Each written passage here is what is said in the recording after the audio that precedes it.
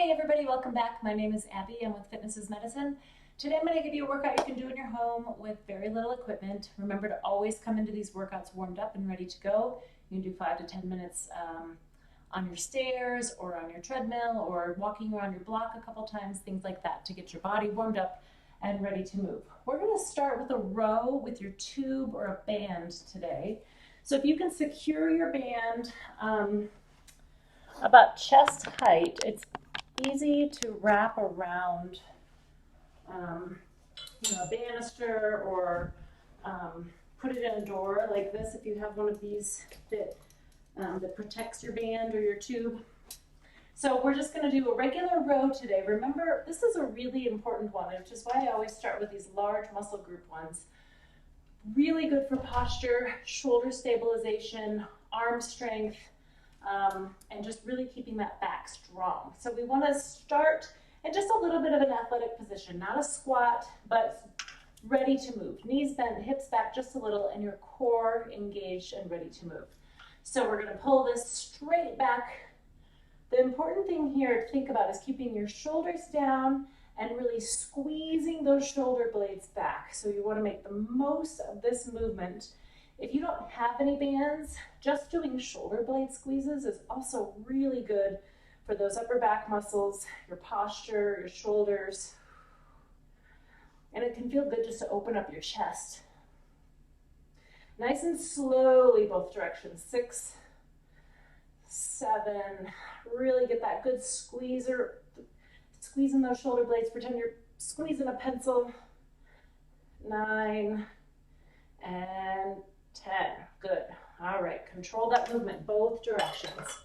Okay, now we're going to do some step ups. And if you have a step in your home, that's great. Like an aerobic step, or you can use the bottom of a staircase. You can use, like I just have a little step stool here that works fine.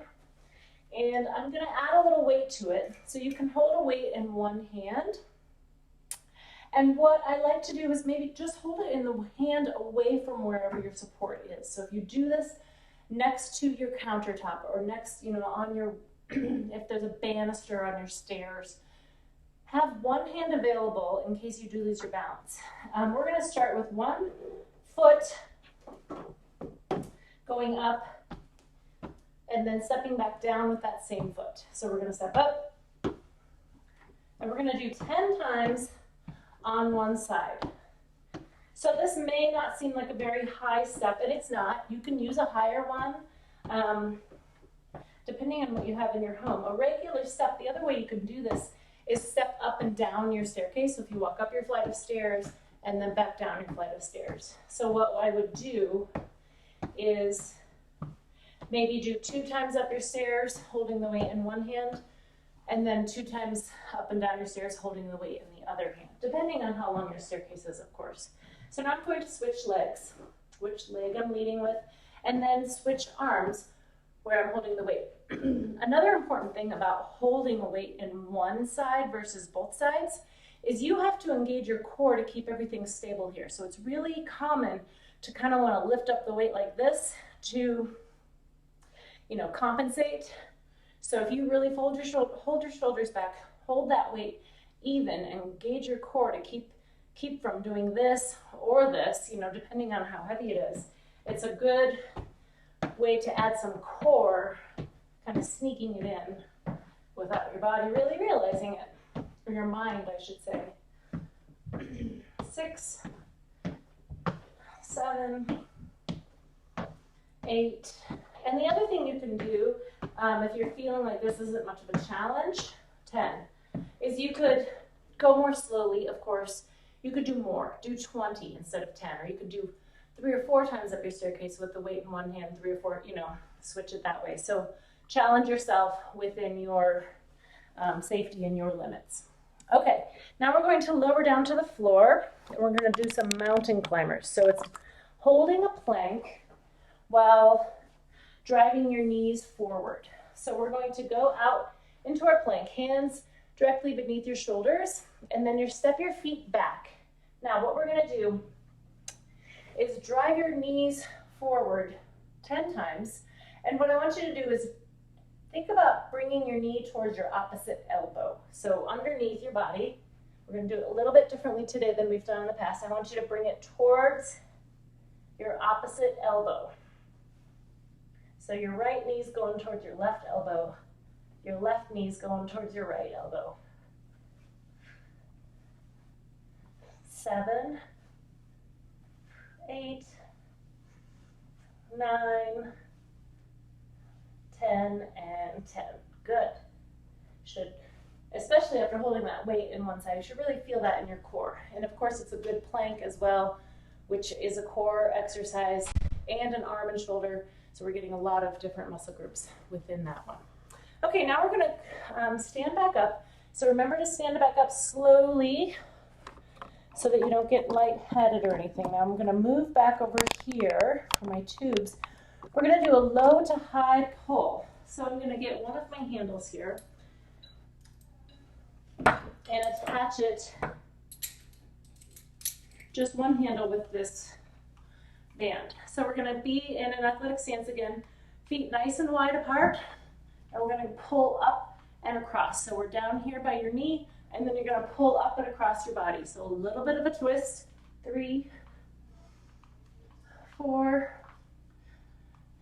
5, 6, 7, keeping those arms straight and your shoulders down away from your ears. It's tempting to want to kind of do this. Always keep them down. 8, 9, and 10. Good. So now we'll turn around. I'm going to raise my camera up just a little.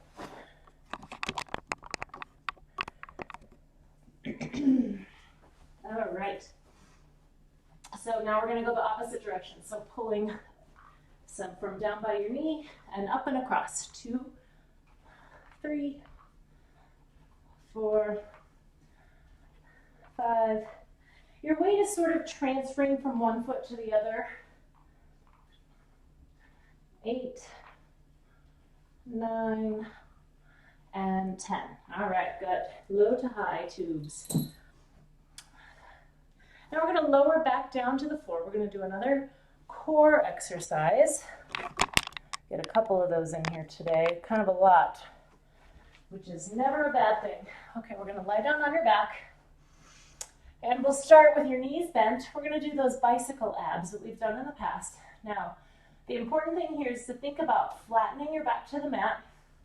We're going to put one leg straight out, and essentially what you're going to do is switch your legs. Now, you can start by putting your feet down when you switch your legs. And if that feels okay and it's not too challenging and you're not hurting your back, you can try lifting one. And you can still give yourself a little extra support by putting one of your feet on the floor. And if you're ready for it, you can keep both feet up off the floor, really working hard to maintain that flat back to the floor. That's making sure that your abs are engaging properly and your back isn't taking over. 9, 10, and 10. Good. Now, if you do have any back pain with that, stop. Really focus on flattening that back, and then try again, and really focus on maybe putting one foot down or both feet down to avoid that back pain. And then you can grab your knees and stretch out that low back if you did have any kind of tightness in there. Okay, we're going to stand back up and do a balance exercise. So remember to stand back up slowly and make sure that your head is normalizing and your blood pressure is able to keep up as you stand up. Stand up with good form. And we're going to do one more balance exercise. So what I want you to do, make sure all of the stuff that you've been using is out of your way, all of your exercise tools. We're going to do an airplane. So we're going to stand on one foot, tip over, and then I want you to move a little bit side to side. So pretend like you're an airplane that's zooming, right? So when you tip over, only go as far as you're comfortable with, and you're just tipping at the hips, so no bending of your back. Your back is staying nice and straight. You're just tipping at the hips, And we're gonna oscillate side to side. So a little bit of movement to really make this challenging. You can stand, so your countertop is here, so you've kind of got that, or you can stand next to something sturdy on the side of you. Of course, you can always put that back foot down. Just keep this nice and straight with that bent over, just tipped at the hips, not with your back bent. So we're gonna work on one side. That was 30 seconds on one. Switch sides. And of course, just oscillate enough so that it's a challenge for you, but not so challenging that you're going to fall over. So, you know, if you're just moving just a little and that's a really big challenge, that's fine.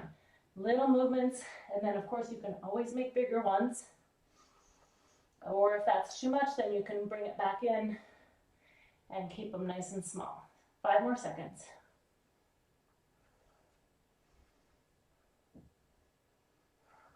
Good, rest. Okay, so repeat through those 1 to 2 more times. You can add a little cardio in between or really focus on keeping your heart rate up and make it a good full body workout. Or you can do a big cardio before you come in and that's your warm up, or do maybe 5 minutes of a warm up of cardio, do 2 to 3 sets of these, and then go on a longer cardio at the end. But it's important to really work your heart in addition to your muscles. So let me know if you have any questions, and we'll see you next time. Thanks, everybody.